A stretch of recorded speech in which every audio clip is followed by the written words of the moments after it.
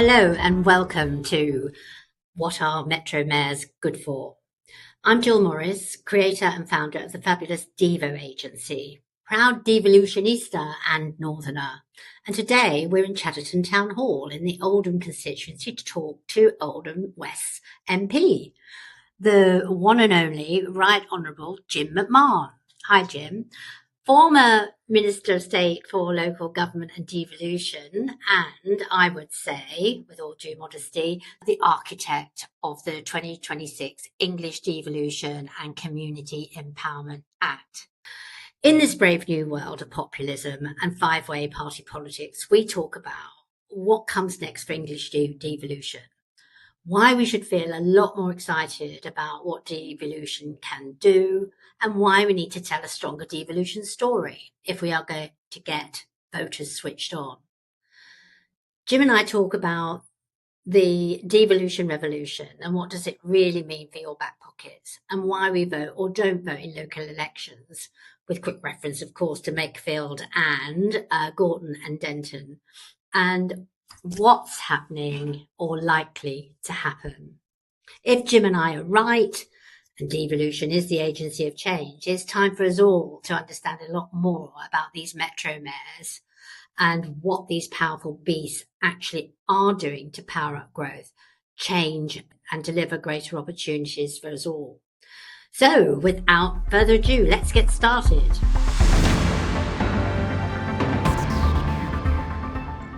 We're here in Chatterton Town Hall with the lovely Right Honourable Jim McMahon, the MP for Oldham. Good to see you. Welcome to Chatterton. I'm very pleased to be here. And what we're going to do, and just to talk about devolution, which is a subject you and I absolutely adore. Yes. And have obviously been excited about for some time.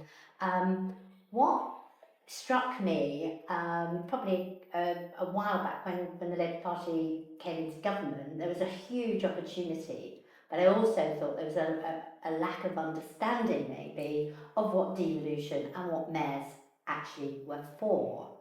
So I have had a conversation to sort of see what mayors think they are for, and that often comes down to one word: growth.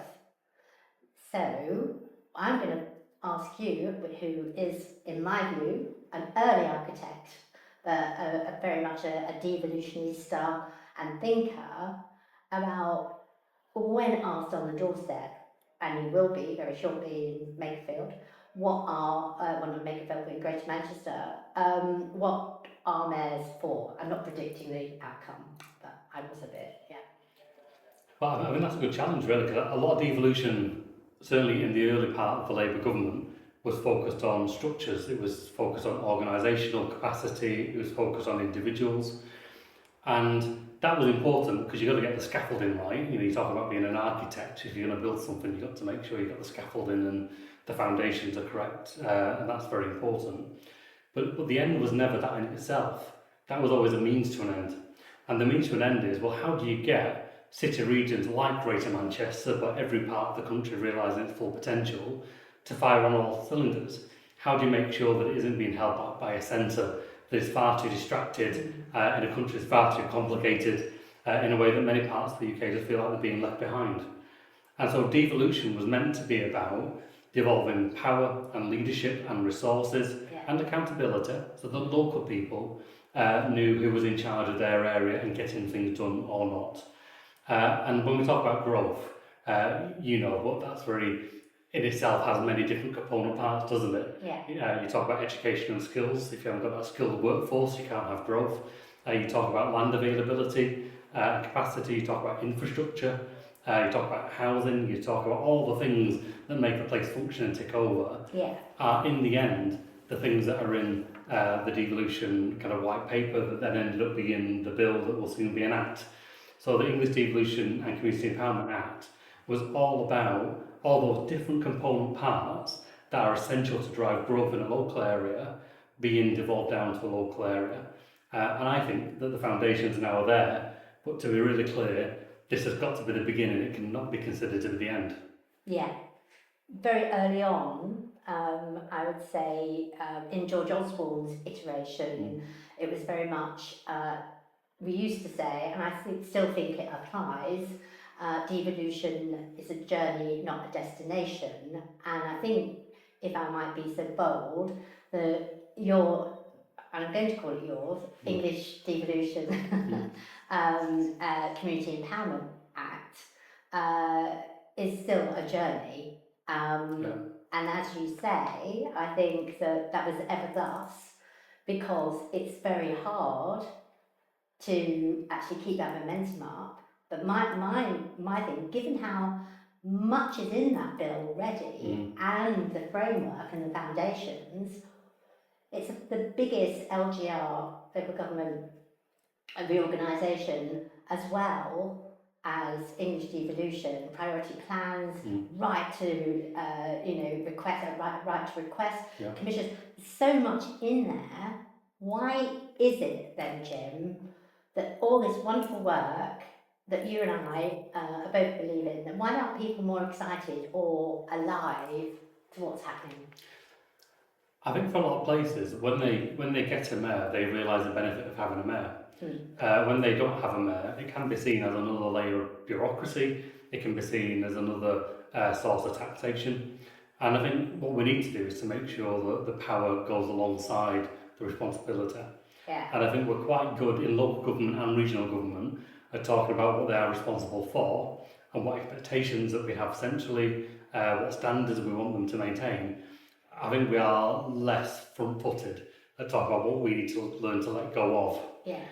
And I think part of that, honestly, is I don't think across the UK, in fact, there's been a proper conversation about what the role of neighbourhood governance is, what the role of a local authority is, what the role of a combined authority at a regional level will be, and then, of course, what's the role of a UK Parliament in that relationship. And actually, we were, I think, probably more confident for many years, right, 2014, George Osborne was the Chancellor who was leading some of the kind of the early iterations of this. And that was about economic growth and infrastructure development primarily. But that was really, in my view, quite piecemeal and very bitty. And what it didn't do was look at the whole system in the round. Now, what the English Devolution Bill does is to look at the whole system in the round. So it talks about neighbourhood governance, it talks about the role of local authorities, it talks about accountability. So the checks and balances are there, so people can't say, well, hang on, if you break up Whitehall and distribute power across the country, how on earth can we have checks and balances to know the money's being spent well? Well, that addresses that within the act that's now in place. It's also, for me, about kind of recognising that this is a project that can apply to the whole of England. Because I think, pre this, with the exception of Cambridgeshire and Peterborough in the west of England, let's be honest, this was a project that was the preserve of the north of England, providing for the fact you were ready to take it. But it meant that those areas that needed a bit more support weren't at a point where they could take extra powers. And it meant for large parts of England, they weren't even having a look in at what those powers could be. So I think for the first time, we have said that this is a project for the whole of England. And the fact that we're now building out across the east of England, across the south of England, I think is significant. I think the fact that, we're in this Parliament, we could see the whole of the north of England covered with combined authorities and mayors. We've got obviously Cumbria, we've got Cheshire, hopefully Lancashire, that I keep on willing to get over the line. But those mayors and combined authorities who then work together for entire coverage of the north of England, I think puts them in a really strong position to say we've got to talk about proper rebalancing and what it looks like, and the relationship between Whitehall and our regional mayors. And that's real power, isn't it? And that's leverage, and that's why I was talking earlier around the Northern Growth Group in Parliament. How do you get those levers of power and the consensus?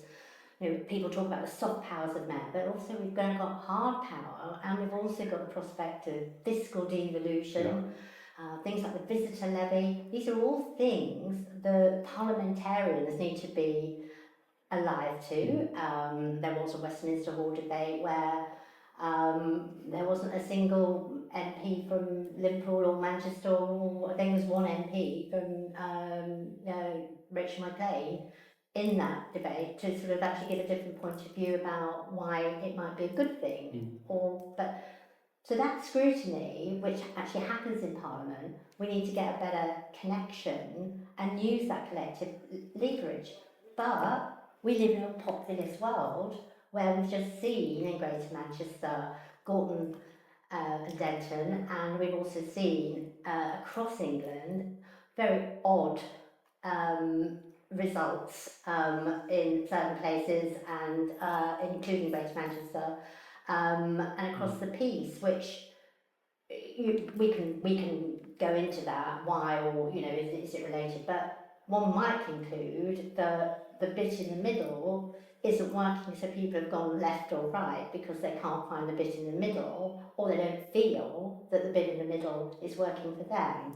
So I think in the context of devolution, I've just been really simple here. Wouldn't it be good if people knew what they were voting in the local elections, and what they were voting, probably, I might argue, is they're probably voting against a Prime Minister, not for really good public services. But I think in a lot of cases, most people don't know the difference between decentralisation and devolution, or devolution and localism. No.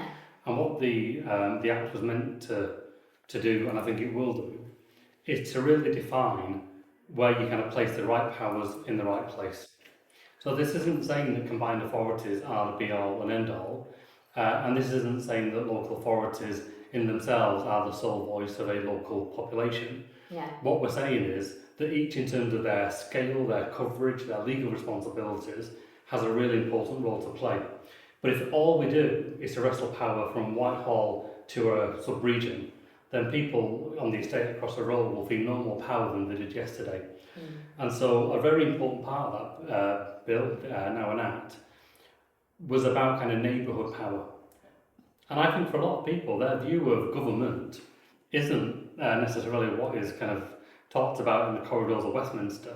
It's what they experience when they open the front door and they walk on their street and they look down the road and they think the flag tipping hasn't been removed from last week when I reported it, or this street hasn't been cleaned for litter in 6 months and the gullies haven't been emptied and the street light hasn't been repaired. Like the nuts and bolts about what makes a place decent. And then they go to the town centre and they see the roller shutters are down and the place doesn't feel like it's getting on and it's thriving. So when we talk about growth and the economy, and that can feel very abstract, for local people it means that you live in a place where people are doing well, where they can get on, where if they work hard they can live a good life with a good standard of living. And that means that they've got disposable income to support their town centres, so businesses can thrive instead of struggle and close down. Yeah. So I think for a lot of people, they just want politics to be rooted where they are. And I think they feel a lot of the political debate is taken on, frankly, often very kind of petty political point scoring in a way that feels detached from their everyday lives and their community. And then that goes into not being listened to, not being heard, discontent, fear. But I think that's true, because if you say to people, if you think about the change that's happened in your community over the last decade or decades, has it been a good or bad thing for the place where you live? And I think too often people look at the town where they live and they say, well, clearly it's not good. The shops that used to be there aren't there anymore. And you can go to Oldham and Debenhams has closed and BHS has closed. Yeah. And then a lot of the independent stores that were supported by that footfall then couldn't survive. And that kind of had a material impact. The local pubs have closed down. Maybe the library's closed down or the youth centre closed down over that period of austerity. So when asked, does it feel materially better today than it was a decade or two ago, people correctly, evidence will say, well, clearly not. Now, we can explain that away and say we would have made different choices if we were in government for the last 14 years. Well, we weren't. People want to know what we're doing now to put it right. And I think some of that is about resource and making sure that people have got the wherewithal to actually achieve change. But I think a big part of this is about power and where power sits. And as much as we talk about kind of economic growth on one hand, I think if that was done to people, I don't think we would get the credit for it, because I think people would feel as though their voice still wasn't heard. Yeah. And I think how we do this collectively with people becomes really important. So power and holding to account people who are making decisions on your behalf, whether they're the local mayor or councillors, or even that you have direct power because more kind of decisions are being devolved to your neighbourhood, I think is probably where we need to get to.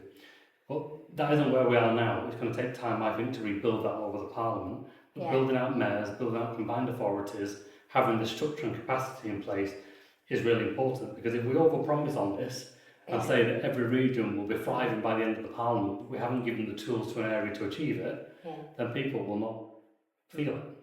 Do you worry, I'm going to come back, but do you worry that maybe because of those election results, and we still do have a fairly central approach and people are very focused on what's happening in number 10 Whitehall and all of the other places in the Westminster bubble? I mean, do you think, and we have seen that before with, let's quote unquote, catastrophic results where people say, well, we're not going to do that because we don't like the result. I've been very clear to a lot of people who sort of say, yeah, but what happens if you lose the Greater Manchester mayoral elections? I said, we won't. I said, it won't, it's not the same thing, because again, you're looking at it from London media bubble and actually what's gone on, and also I think they'll be voting for a person probably who is about change of Prime Minister. It's not necessarily about being it's not a normal. Well, in the end, like, the electorate will decide what this election is about, and they'll vote accordingly. The candidates don't usually get to decide what the election's about. The voters do. That's true enough. That is. And listen, I'm obviously kind of alive to kind of where the national politics are, and I also think that played a big part in the local election results. That will have a challenge, I think, for many combined authorities. You know, in many parts of England, combined authorities very much have functioned so far on collaboration, on relationships that have been long-standing. Where there has been change, it's been quite incremental change around the edges. Well, the truth is, from the elections that we've just seen, there's been now widespread change across council leadership. There are actually councils who are meeting who can't decide who their leadership is, including here in Oldham. Which is, well, if there's something crazy going on, it's usually Oldham, unfortunately. But nevertheless, I'm sure that will resolve itself. But it will bring a change in relationship, a change in dynamic to combined authorities. Now, for me, that's not a bad thing in itself, providing that people are respectful and, you know, people account for their area but recognise they're also part of a collective. Then I think that can be made to work. And Greater Manchester actually has had that with our Conservatives, with our Liberal Democrat, as well as Labour in the past. We have had councils that have been minority controlled, where they've had to probably work a bit harder to get cross-party support at the local level as well. So I think we can work through that. But I would hope that we're not in a situation where whether devolution and localism are right or wrong based on an election at a point in time. This is generational, it's structural, and actually, if you believe in democracy, it's more important now than it ever was before. Because if people feel as though democracy is detached and removed, and people that are making decisions don't get it because of their local circumstance, well, if we don't prove that wrong by devolving power and showing that democracy can be a force for good and it can affect change, and we retreat, then that's not going to fix the political problem that we've got. And I think there's a bigger problem potentially, and it's sort of a bit like it always happens, doesn't it? We start talking about electoral reform. I've always thought that the democratic renewal is part, or should be part, of the output of devolution, because people do feel empowered, or they feel that they have got a voice and they're not left behind. And I think there is something there, but it's how we actually communicate that and make people really feel it. That's what I thought, or see it and feel it. I think there's that, but also I think most people have quite realistic expectations about what politics and government can and can't do. It's not expecting the world, but it probably does expect, for the tax it pays, and particularly with council tax levels being the way they are, that the bread and butter things will get sorted out. And at the moment they're not, because the funding of local government is still under strain. Adult social care is still a dominant part of where the local authority budget goes, and the consequence of that is that there is less money to spend on neighbourhood services that most people believe takes entirety of their council tax. And in there is a disconnect, and I think a real challenge for kind of democratic accountability versus what the councils need to do. I also think, though, that people have a better capacity to negotiate and to make trade-offs than sometimes we give them credit for. And so I think sometimes because politics have become so polarised and people are forced to choose a side one way or the other, and once they choose a side, it becomes part of an identity that they fight very fiercely for, the common ground of compromise and collaboration, I think, has been vacated in a lot of our politics. If you have a different way of making decisions at a local level, a neighbourhood level, a council level, a combined authority level, where people are brought into that process and they are forced to make those trade-offs and compromise and hear alternate voices, disagree still perhaps, but learn and understand better different points of opinion in this, I think that can only be for the good of politics. Yeah. So I don't disagree with that, and in many ways when we talk, I think we perhaps look to a nirvana. We convince each other. Yeah, we convince each other that we've got it right, and we probably have.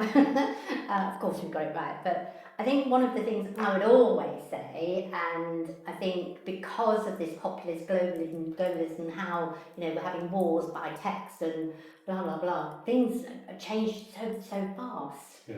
And we've got to keep pace with that mood, or that what something in the water that is, and sometimes the communications you feel is out of pace to reality. And I think, you know, in one way or another, it shouldn't have been a surprise that five-way or five-party politics was emerging.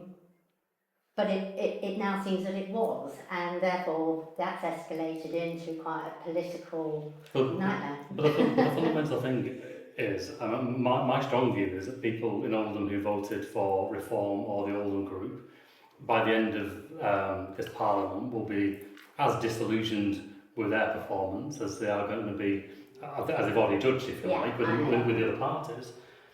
And I don't think that in itself, and I might have views about kind of individuals and the rest of it, but I still hold the view that most people come into politics because they want to do the best for their community. Yeah. And I think you have to hold on to that. No, most people do that. You're going to get kind of, you know, kind of forces that are negative, that aren't in it for that are in it for party politics, and for grievance. And that is a part of politics that we have to face, and probably be a bit more assertive in facing that, I would say. I think we've been a bit too free sometimes to think it's on the fringes of politics, when now it's mainstream.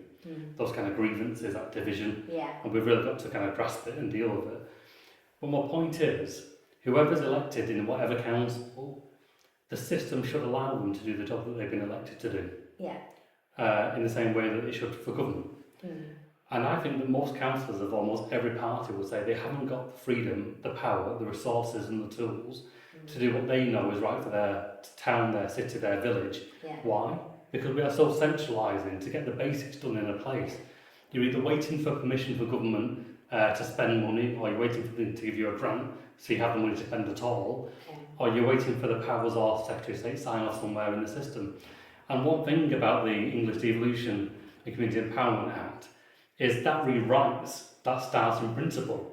Because now you've got the assumption of devolution by default. So it's not now for areas to say, this is our case. It's to say, well, obviously this is better dealt with locally. And it's for central government to make a case as to why that can't happen. And it better be a good case. But also the right to request. And this is really going to test the system. So I think we talk quite often about... I think you're quite excited about that. I think people, again, I think I'm quite excited. Well, I think mayors need to be quite bold and quite robust in making that request. They should really test the system. Because if it's dealt with locally, then deal with it locally. A really good example in my town is the local authority in a housing shortage has no ability to negotiate with the Home Office on asylum placements in its town. Now, we can have an argument about whether there's a fair share across the country, whether some take more than others, but once that decision has been made, the fact the council has no ability to say, well, let's evenly distribute it across our boroughs so everywhere kind of takes on a responsibility for that, rather than having these clusters in local communities. Whether it can say, well, actually, we should have an overview of housing pressure, so temporary accommodation for families is taken into account, alongside asylum, alongside other housing pressures as well. Councils would just make a better decision, but they don't do that, and so the Home Office and local councils often find themselves in competition with each other for a limited housing stock. And I think if we were to devolve a decision like that, we'd have a very different decision. Having local councils with a bigger role to play in education and skills, I think would have a bigger impact on this. I still see a situation where there is a disconnect from the apprenticeship system. I was an apprentice when I left school. My two sons are an apprentice. I kind of followed the same route as apprentices as well. But the system hasn't really changed today than it was decades ago when I left school. Yeah. It's still fragmented, it's still broken, it still doesn't talk to the local economy. Why? Because a lot of it's still being driven by DWP and Department for Education, not by local leaders here in Greater Manchester. Yeah, there's some really good examples, because I think that whole thing, the original, one of my original concept was the Northern Powers Education, Employment and Skills Summit, and that's going to be turned into Northern Growth, like an economic forum. But the point that is what drives, and because of that fast pace, the jobs that you trained or whatever, some of the traditional ones, but what we need, whether it's to adapt our homes or to retrofit our homes, all of those skills, how we live, is changing all the time. Yeah. And the pipeline, and then I've heard it so many times, people will say, oh, I didn't know that job existed. If I don't, our lovely videographer here, has decided at Salford University to go down that route. But you need to be aware and alive to what the opportunities is. But, that requires business, government, everybody, colleges, universities come together and to be making sure that output is feeding that economy and the ecosystem is actually working. So my thing is what we need to be doing, and what are the outputs that Devolution could be doing. We need to create places, which is very much in the sort of Labour mind, where people want to work, live, rest and play. And then I say stay. Yeah. Because one of the things is people go to university, go back down, met the young person who's so excited about the prospect of moving from Warrington to go and work in Canary Wharf. It was like, he so wanted it, it was like the best thing that ever happened to him. Now, that for me is a bit of a shame. That's not putting any sort of negative connotations toward Warrington, but when Mayor's there, there's some great regeneration, great culture, great things that you won't get, perhaps, and should, a better sense of community. That's in the nirvana sense. There are also a lot of places which, where people end up, they don't really want to live there, they've got no choice about where they live. The property or the community is mixed in the sense of new people, old people, whatever. So you end up with a lack of cohesion and a lack of community. And how do we get that back, I think, is very much the bit in your bill, and a big connection, I think, with other work that's going on about how we actually get that wealth building in the community, the feeling that things are up, that the fly tipping's been sorted, the potholes, the on-street parking, all of the things that people get a bee in their bonnet. Wherever they are in the country, there'll be something along those lines which they all think. That's the small stuff which people will focus on. I think in the general election, I knocked on quite a few doors in Stockton, and they just were always talking about dentistry. And I thought at the time, well, is this a really big issue? It's massive. Yeah. So that's an example. I think it's right across the board though. I think a lot of this does come down to security. Yeah. About whether people feel safe and confident in work, at home and in their local communities. And I think for a lot of people that sense of security has been taken away. And actually the Labour government has done a lot on that. The renters' rights reforms that we're doing will mean that people will be more secure if they privately rent. But access to home ownership is still a distant dream for many people. That deals with renters, but home ownership for many people is still very distant, particularly for young people coming through now. The differential between the wage you can earn and the house that you need then to buy just feels ridiculous. And I think a lot of this does come down to, absolutely, for the young generation coming through, we need to be better at education skills and valuing apprenticeships in the same way we do with university education. And we talk about it all the time, a relationship of equals and that kind of equality, but it's not really how it's perceived still. And I think we need to change some of that. But it's still a matter of fact, there's too many working class jobs in towns like Oldham. You might have a job, but there's no progression within the job. Yeah. And I think, the prize for Greater Manchester, as far as I can see, of course, you fix for young people, you fix the system, But you can't write off people that were let down by the system 10, 20, 30 years ago who are stuck in a low-paid job and just can't get on. And I think we can do far more to support people who are in work, who are doing everything that's been asked of them but aren't making progress, to upskill when they are in work so they can achieve more, earn more, and have a more secure life. Yeah, and I think we need to, not in education, employment and training scenario is a concern, I think, for everybody, and you're not going to feel it, and then you get into sort of, again, a lack of cohesion, blame or whatever, and then how do we turn that around into a more positive story? And I think mayors have got a role to play, and I think things like the man back and T-levels, really thinking about doing things differently, which actually reflect what the local economy needs. They need more whatever. We've got people who are coming into that area who they've got high paid jobs, but we haven't got the skills to do that. And I always believe that, certainly in Greater Manchester, I would say that there's great innovation coming out of our excellent universities, but we need to keep it here and make it grow. So I think there's that bit, but also this whole thing around communication, the language we use, how we make it real in a world where people are getting a lot of misinformation, and you can't really control that. So I think it's a communications really thing, how we do that. I'm absolutely 100% sure that as soon as I, and probably the same with you, start talking about devolution, people go, oh, right, see you later. As entertaining as we both are.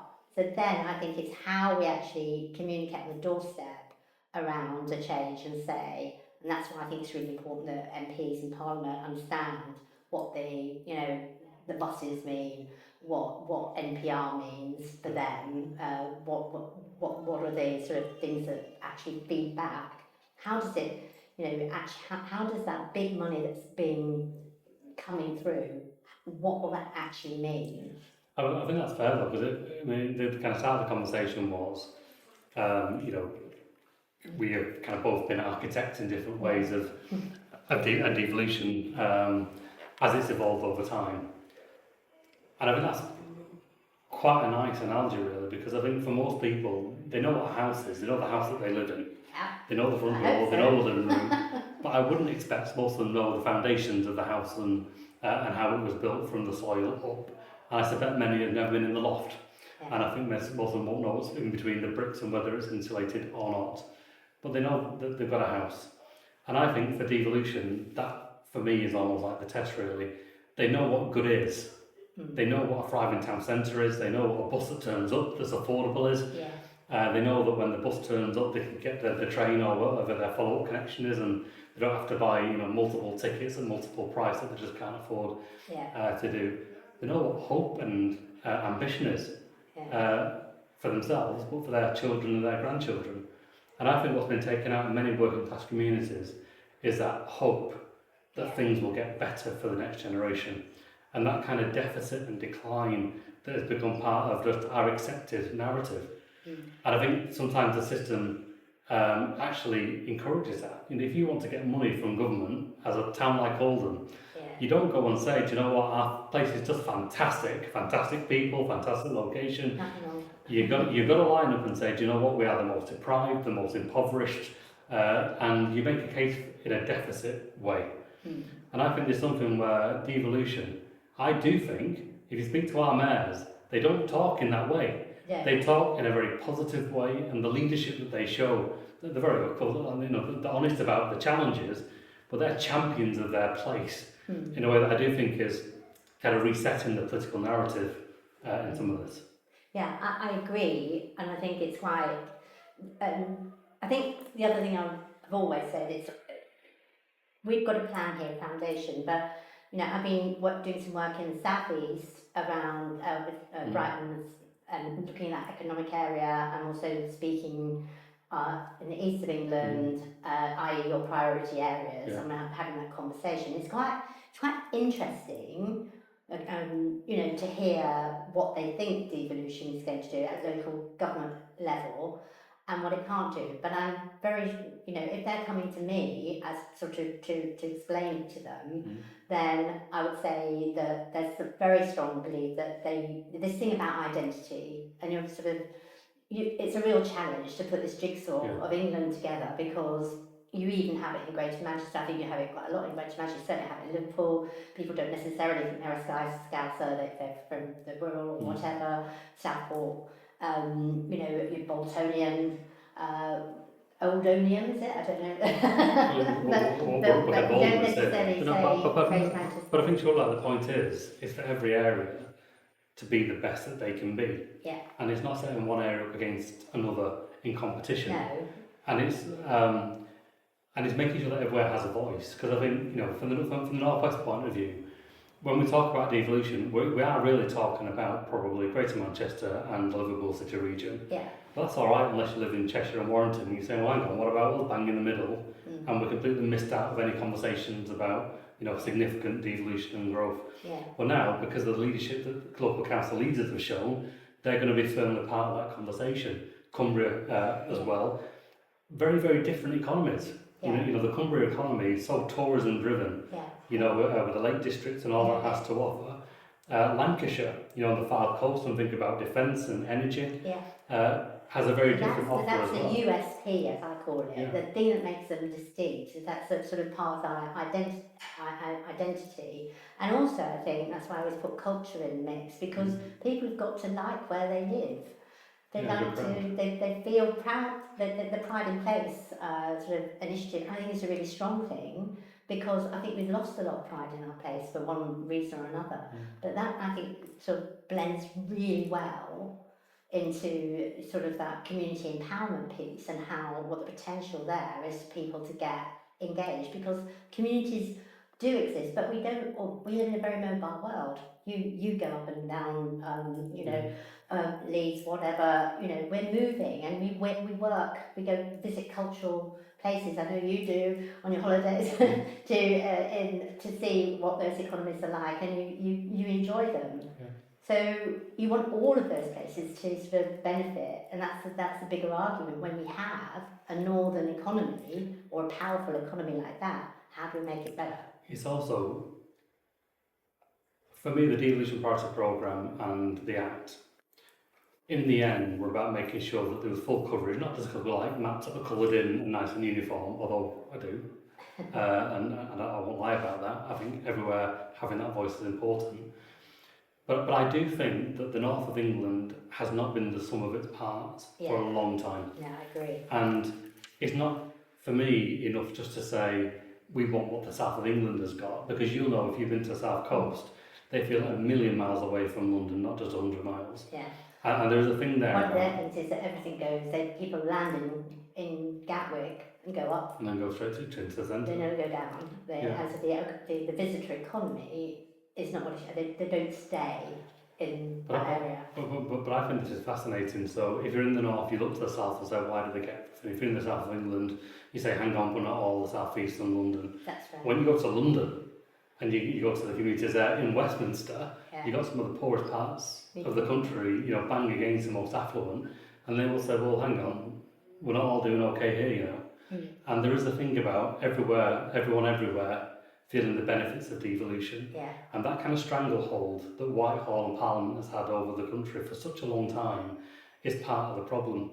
Even when ministers are well-meaning and they're signing off the decisions about investment, those decisions are almost in every situation better placed at a local level than they are in an office in Whitehall. And we just need to see that shift. So, as always, we're probably in violent agreement, but it is exciting, because I think the fiscal devolution was a bit of a game changer, will be a game changer. The accountability factor is also something which I think we need to think about as areas of the country do become a larger economic region. And how that works out, and where power actually sits between Parliament as well and Whitehall. But I think one thing I would say, we've been really positive, I think, and we understand and accepting that there's still things to do, and there will there will always be that the case. But I'm just saying, what do you think is the biggest thing that could go wrong? And what would be so this this is meant to end on a high, so it's probably you're going to say what's the one thing that could go right. Let's do one wrong and then one right. One thing that would be a mistake is to lose pace on devolution. Agreed. Now, we can't underestimate, for areas where they haven't had a history of working before, but they have rallied together to be part of the devolution priority programme, or they rally together to be the next wave of devolution priority programme in whatever form that takes. They've had to win a lot of support at a local level, corral a lot of competing interests to say, let's just get behind this, and whatever it is, we will make it right for our area. I think to leave them standing alone at this point by government turning its back would be a huge mistake, and actually would not give credit for the work that's been done at a local level. I'd also say not to accept that the structures and personnel are the end of this game. The end of this game is that every area feels that they've got power, they've got the resources, and that their area has a positive future rather than one that's going backwards. And for me, that is about kind of learning to let go from the centre. The only thing I'd say when you ask a question, I might say fairly mischievously, about what could go wrong, is things go wrong all the time. In every council, something goes wrong every day. In every combined authority, whether they like to admit it or not, something will go wrong. In government, it goes wrong many times a day. And some of it gets out, and hopefully some of it people don't quite notice. That is the real world. I would just say, though, that nobody in Whitehall or Westminster should hold a local council or a combined authority and their mayor to a higher standard than they do for themselves. And we need to be a bit careful here that the checks and balances aren't so suffocating that they go far and above what we expect from central government itself. They've got to be appropriate, proportionate, and of course they've got to have early warning built into them. But they can't be so overbearing that it strangles, what makes, I think, devolution special, really, which is that enterprising nature where people just make things happen. Yeah, and that's fantastic, and that's the thing around pace is so important, given the pace of the world. And whoever coined the phrase, who I do know, is that doing things differently is what it's all about, and actually doing things that people want you to do quickly and to see results. And that doesn't necessarily mean lots of money. It just means actually that whole thing about bringing people together, talking to them, making them feel they're listened to, and actually saying, well, this is great. I like living here. I want to stay here. I'm going to stay. But I think it's too easy these days to put barriers and barriers and barriers. So let's keep it simple. Have the conversations like we're having today. Making sure the mayors also, I think they need to collaborate. I think they do quite a good job of looking like they're collaborating. But if you talk to Helen Goodwin, as I have done, or Paul Bristow, asking the same question, they look with envy up to the north. Because, and things like, I said, well, you're not actually the mayor of the west of England, are you? And Paul, you're not actually the mayor of the east of England. And it was a bit like, well, no, I'm not. I'm just in an area that's called the west of England, which isn't the west of England. But I said, she said, well, I feel lonely because there are other people like me doing it. So the idea of having how mayors come together, I think, is how that's yet to be seen how it really works. To be honest, and I think whilst everybody does this collaboration, there are certain things that they need to collaborate on, and that is connectivity, communities, housing, energy, culture. I think all of those things will deliver growth. I think if they can collaborate on things in the way that you're talking about, housing, infrastructure, culture, and the rest, that's great. I think collaborating on geography is important. It would be great for me, once we have full coverage across the north of England, for the mayors to move as a pack. So of course speak and champion for Greater Manchester and for Merseyside and for the Tees Valley, and all that's important. But if you can come together and speak with one voice for the north of England, that voice will be so loud it can't be ignored. And for the east of England, do the same, and for the south of England, do the same. Come together, collaborate, and speak with that voice. And it'll be louder than anything that Whitehall can push back. Absolutely, and that's where we need to be. I very much hope that pace is continued by the government, and they don't get sidetracked by the current results or the flavours of the five-way politics, because it is the solution, really. We just need to talk it up, whether you're in Westminster, Whitehall, or UK Reef, getting that energy behind it, because that is change. Yeah. So Jim, a pleasure. Thank you. Thank you very much. I hope it wasn't too hard work, but that's us. It was quite a tough gig, to be honest. Two Devolutionistas in Oldham. You're always welcome back. Yeah, thank you so much. Right, go to leave with the traffic. And that's a wrap. Thank you so much for listening, and thank you to the brilliant Jim McMahon for hosting us at Chadderton Town Hall and being a spectacular guest on this podcast. If you've enjoyed today's conversation, don't forget to subscribe so you never miss an episode. You can also catch up on our What Are Mayors Good For previous podcast with mayors Helen Godwin, Oliver Coppard and Paul Bristow, and there are, watch this space, more to come. Please do stay in touch and follow me and Devo Agency on LinkedIn, X, Instagram and any other social media platforms you can find us on. You can also catch the full video version of the podcast on our YouTube channel at Devo Agency, your opportunity to see inside Chadderton Town Hall. Until the next time, thanks for listening.